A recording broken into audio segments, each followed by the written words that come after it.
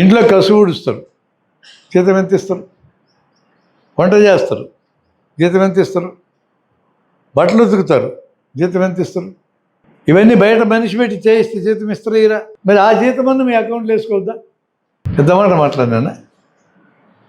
మీకు వచ్చే జీతంలో కసువు ఊడ్చిన దానికి, బట్టలు ఉతికిన దానికి, వంట చేసిన దానికి ఎంత అవుతుందో అంతన్నా పక్కన అకౌంట్లు వేసుకోవాలి కదా అని నేను అడిగితే, తప్పడుతావా నువ్వు?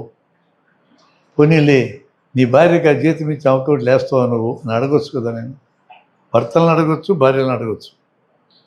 మీరు అడిగిన అడగకపోయినా 2000 సంవత్సరం తర్వాత పుట్టిన వాళ్ళు ఇట్లే ఉన్నారు మన ఒళ్ళు దగ్గర పెట్టుకుంటే బాగుంటుంది, లేకపోతే మన మర్యాదలు పోతాయి. సీరియస్ విషయమే నేను చెప్పింది. పెట్టుబడిదారీ వ్యవస్థలో ఎవరి సంపాదన వాళ్ళదే. మనం ఇప్పుడు పెట్టుబడిదారీ వ్యవస్థలోనే ఉన్నాం. ఈరోజు అమ్మాయిలు అబ్బాయిలు 30 ఏళ్ళ లోపల పెళ్ళిళ్ళు చేసుకోవట్లా. సహజీవనం చేసిన ఎవరి ఆదాయం వాళ్ళదే, ఎవరి బ్యాంక్ అకౌంట్ వాళ్ళదే.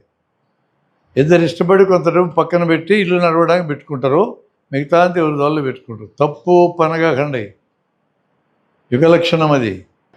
ఏమి ఎక్స్పెక్ట్ చేయకుండా జీవితాంతం సేవ చేసి, భర్తకి సేవ చేసి, ముసలోళ్ళకి సేవ చేసి, ఇంటికి సేవ చేసి, చివరికి ది గ్రేట్ ఇండియన్ కిచెన్లో ఆ అమ్మాయిలాగా బతికి చివరికి దిక్కు లేకుండా బయటికి పోవాల్సిన పరిస్థితి రావడానికి ఈ కాలం ఆడపిల్లలు ఒప్పుకోవడం లేదు. ఇంకొక సినిమా కూడా మీరు వేసుకోవాలా, the great Indian kitchen. Self respect, self పిటీకి అగైనెస్ట్ సెల్ఫ్ రెస్పెక్ట్. నిన్ను తక్కువగా చూసుకోవడం సెల్ఫ్ పిటీ.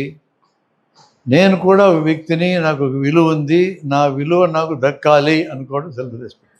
ప్రతి పనిలో ఈరోజు మహిళలు రాణించగలుగుతున్నారు.